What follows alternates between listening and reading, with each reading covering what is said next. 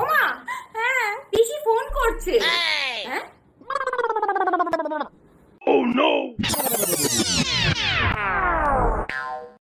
বলে দে না মালু, আমি খুব ব্যস্ত আছি, পরে কথা বলবো।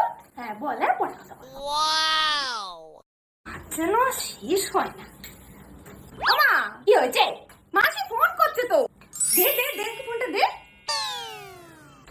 এই এই নে, তুই বরং ঝাঁটাটা দিয়ে দে, আর ছাদে জামা কাপড়টা তুলে আনবি, আর ওই গ্যাসটা বন্ধ করে দিবি। আমি আসছি এক্ষুনি। হ্যাঁ বল। না না, আমার আবার কি ব্যস্ততা, আমি তো সব সময় ফ্রি। বল না। ওমা, মা মা, এই যে কখন থেকে ডাকছি, সাড়া কেন দিচ্ছ না? শুনতে পাচ্ছ না নাকি? হ্যাঁ শুনতে পাচ্ছি তো, এসে থেকে তো শুনেই যাচ্ছি, কখনো তোর, কখনো তোর বাবার, কখনো তোর ঠাম্মির, কখনো তোর দাদুর। বল না, তুইও কি বলতে এসছিস বল, শুনে নিচ্ছি।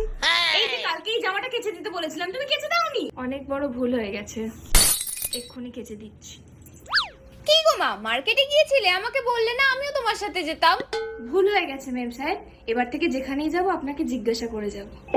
ভগবান জানে মায়ের কি হয়েছে, সকাল থেকে কেমন কেমন একটা করছে। মাকে একটু কমপ্লিমেন্ট করি, তাহলে মায়ের মনটাও ভালো হয়ে যাবে। মা, আজকে দুপুরে রান্নাটা না খুব ভালো হয়েছিল। 25 বছর ধরে রান্না করছি, রান্না তো ভালো হবেই। মা একটু জল দেবে? আর কিছু? চা, কফি, বিস্কুট? না না বলুন না, আমি এনে দিচ্ছি, বলুন। তুমি বলতে পারতে, আমি গিয়ে নিয়ে আসতাম। তো যাস না, আনতে।